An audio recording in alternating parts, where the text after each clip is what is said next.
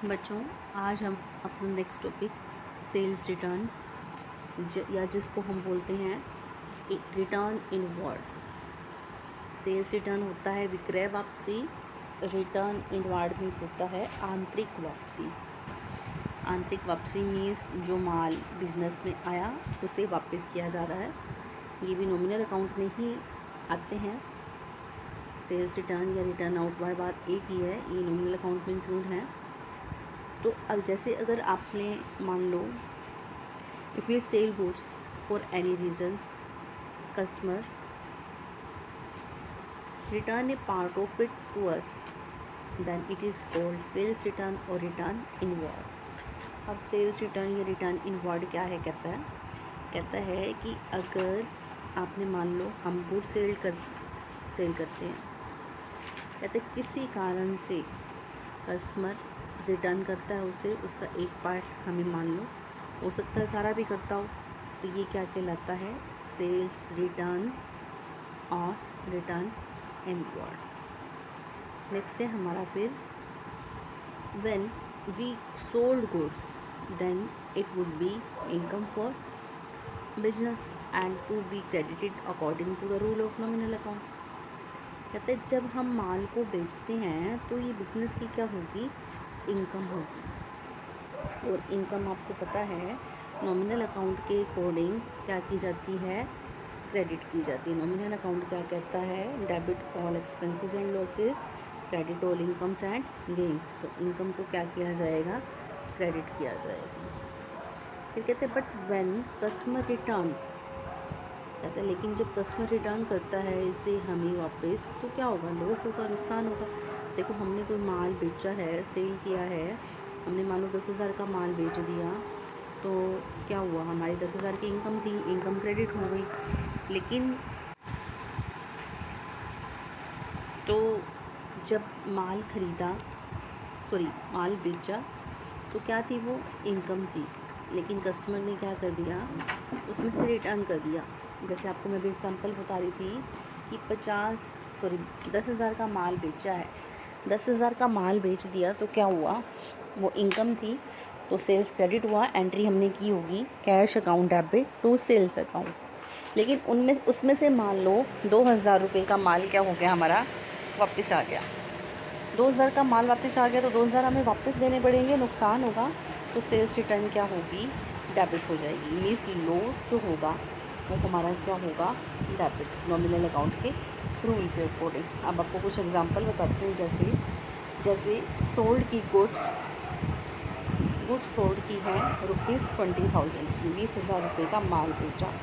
तो देखो क्या है? गुड्स सोल्ड गुड्स, ये क्या है? हमारा माल को बेचना। ये कौन से अकाउंट में आता है? हमारा नॉमिनल अकाउंट में।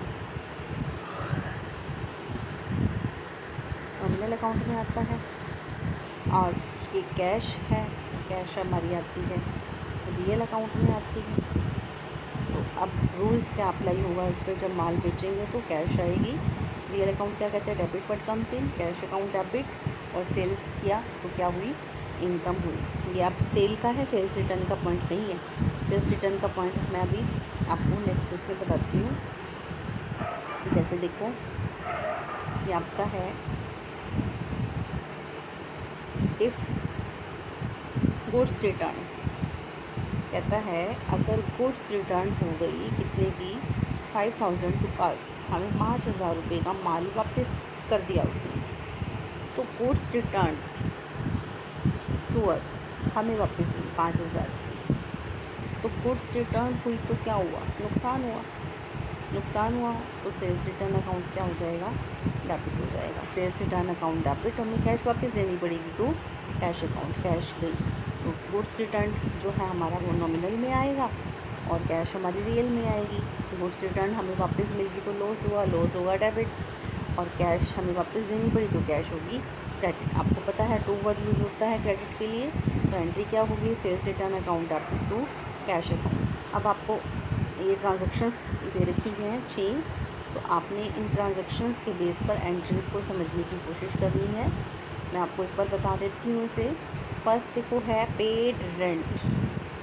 फॉर रुपीज़ 5000, 5000 का। ये नॉमिनल की बताइए आपको, सारी ट्रांजेक्शन्स हैं ये रिलेटेड टू नॉमिनल अकाउंट है। रेंट पे किया, कितने का रेंट पे कर रहे हैं? 5000 रेंट पे करेंगे तो ये क्या है बच्चों? एक्सपेंस है, एक्सपेंस है। और ये कैश है हमारी, कैश हमारी आती है किसमें? रियल अकाउंट में आती है। एक्सपेंस आते हैं हमारे नॉमिनल अकाउंट में। ये आपको खुद को देखना है कौन कौन से आइडेंटिफाई करने हैं, कौन कौन से अकाउंट है और उनके क्या रूल हैं। अब देखो रेंट पेड किया, रेंट पेड किया तो क्या हुआ? लॉस हुआ। लॉस क्या हो जाएंगे? डेबिट। एंट्री क्या होगी हमारी? Rent account debit, rent account debit to क्या गई?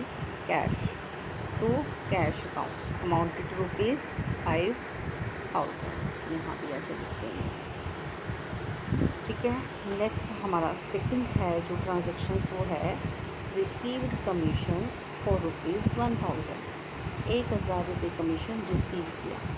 अब कमीशन रिसीव करेंगे, ये नॉमिनल में आएगा। ये क्या है? हमारी इनकम है। कमीशन रिसीव करेंगे, इनकम है। कैश हमारी क्या है? हमारी क्या है? एसेट्स है। तो ये हमारी आएगी कैश, हमारे रियल अकाउंट में आएगी। इनकम हमारी किस में आएगी? नॉमिनल अकाउंट में आएगा, नॉमिनल अकाउंट में आएगा ये। और इनकम रिसीव होगी तो क्रेडिट होगी। अब कैश आएगी रियल अकाउंट के अकॉर्डिंग, तो हमारी क्या एंट्री होगी? Cash account debit to commission account. अब यहाँ कमीशन जो है रिसीव नहीं लिखना। क्यों नहीं लिखना? क्योंकि क्रेडिट है, दैट मीन्स रिसीव किया है, हमें इनकम मिली है। नेक्स्ट थर्ड पॉइंट है हमारा purchase goods for rupees 1 lakh रुपये का माल खरीदा। अब आपको पहला ही पॉइंट बताया था इसमें, माल खरीदा। माल को खरीदना परचेज गुड्स होता है और हम परचेज वर्ड यूज़ करते हैं इसमें। कैश, कैश क्या होगी हमारी? रियल अकाउंट में आएगी। जो परचेज गुड्स की नॉमिनल अकाउंट में आएंगी। और गुड्स परचेज़ करेंगे तो एक्सपेंस है, तो एंट्री क्या होगी इसकी? Purchase account debit. Purchase account को कर देंगे डेबिट, तो क्या गया? कैश गई रियल अकाउंट में according to cash account. Next है हमारा सोल्ड की fourth point, sold goods for rupees 2 lakh, 2 lakh का माल बेचा। अब माल बेचेंगे तो इनकम होगी, इनकम होगी तो इनकम तो होगी क्या? जो हमारी इनकम्स होती हैं वो क्या होती हैं? इनकम के बैलेंस क्या होते हैं? क्रेडिट। और कैश क्या होगी? कैश आएगी, कैश आएगी तो कैश क्या होगी? डेबिट होगी। तो आपकी एंट्री क्या होगी? Cash account debit to sales account, to sales account. Next है हमारा goods return goods for rupees 15,000 by us. हमने रिटर्न की हैं, क्या रिटर्न की हैं? हमने क्या किया? Goods return for rupees 15,000 by us. Goods return, इसका मीन्स क्या हुआ? ये क्या है? गुड्स रिटर्न कर रहे हैं हम, means purchase return. Purchase return, जब माल वापस करेंगे तो हमें पैसे मिलेंगे, क्योंकि हम दे चुके हैं, हम 1 लाख रुपए दे चुके हैं, उसमें से 15,000 का माल वापस कर रहे हैं, तो पैसे मिलेंगे तो कैश आएगी।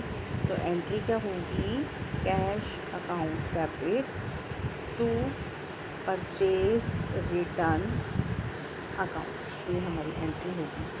एक बात और ध्यान रखना, जो परचेज होता है उसका बैलेंस होता है डेबिट, और परचेज रिटर्न है उसका बैलेंस क्या होगा? क्रेडिट। इसी तरह है सेल्स, सेल्स का बैलेंस क्या होता है? क्रेडिट। और सेल्स रिटर्न का बैलेंस क्या होगा? डेबिट। क्यों होगा ये आप लोगों को पता है? आप एक बार नेक्स्ट पॉइंट देखते हैं, फिर आपको बताती हूँ।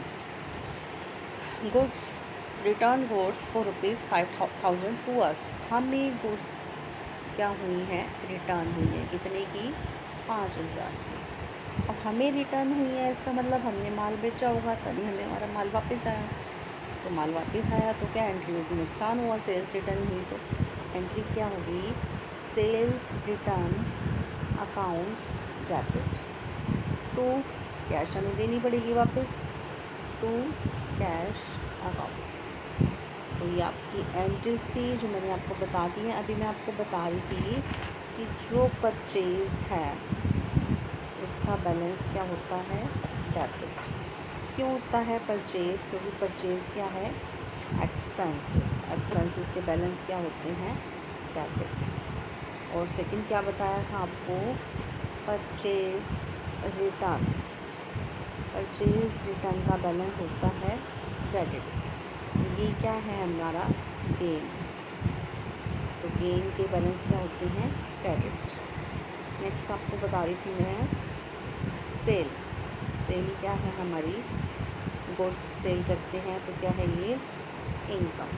और इनकम के बैलेंस क्या होते हैं, क्रेडिट। और जो सेल्स रिटर्न है उसके बैलेंस, इसको क्या होता है, एक तरह का लॉस है, और लॉस के बैलेंस क्या होते हैं, डेबिट। तो बच्चों ये ट्रांजैक्शंस मैंने तुम्हें आज कंप्लीट करा दी हैं नॉमिनल अकाउंट की।